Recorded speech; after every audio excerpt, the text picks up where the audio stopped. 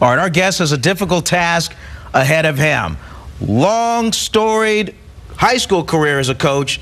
Corey Cafferata has to walk into Mission College in Santa Clara and pretty much bring a program back from the dead. This is a program at one point, 88-game losing streak at one point. That's correct, 88. 2-26 last year, and then you kind of have to walk in and clean up the mess. And the first question is, when you walked in there, would you just see a mound of clay and go, well, I'm just going to have to just mold it and just get these girls to buy what I'm selling? Yeah, I saw a huge opportunity. I mean, an opportunity to prove that I can work hard, to prove that I can, you know, be part of something that's rebuilding. I mean, there's no pressure here. I mean, we've doubled the wins from last year, and, you know, one step at a time. So it's a great challenge for me and a great opportunity. 4-8 this year is a slow build, but here's a stat for you. This is the program at one point averaged 17 points per game. Then they averaged 46 points per game. Now your team is averaging 75 points per game, just launching these shots, huh?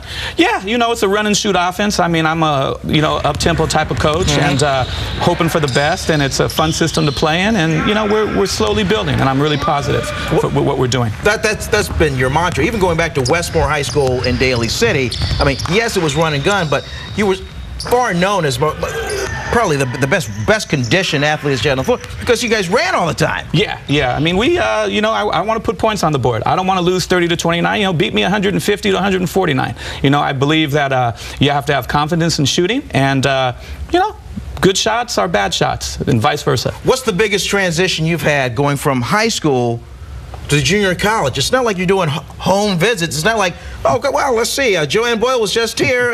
Come on in, coach. You know, sell the program. Well, the biggest challenge is, you know, these young ladies don't go to class. You're not going to have a principal or a vice principal telling them that, you know, you're in big trouble. And they're young ladies, and they need to get an education before playing basketball because, you know, the chances are none of them are going to get paid to play, or it's a very, very low percentage. That was a shot at him chuckling. That was Corey Cafferata, the old school style address. But now I see, man, you're walking around $2,000 suits now.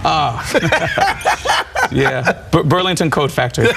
There you go. And for those that don't know, I mean, you were quite a player yourself. In fact, next week's guest, Mark Foyer was telling me that at Oceana High School, triple overtime game, 1987, and you just took over against El Camino? I kind of remember that game. I had a, you know, okay game. I remember Mark after the game complimenting me, and it was a fun game. So I had a pretty good career there. Well, let's go to your players now. We got about 25 seconds left, and I did want to talk about your player, Dominic. You've got two moms on the team. You're dealing with those issues. I have two moms on the team, Dominique Ellis and Samantha Buckley-Chung, and they're both great players, and they're making the adjustment. Dom comes from Oceana, and Sam played for me at Westmore, and, you know, without their loyalty, I wouldn't have a team right now. They're, you know, believed in me enough to commute, and they're just two special players. And on this side again, there's Dom's son, Julian, who's actually had some road trips. Julian was in Monterey last weekend. I picked him up from school one day to help Dom out, and he's part of the team. He's a good young guy. Out of sight, Coach. Hey, keep it going.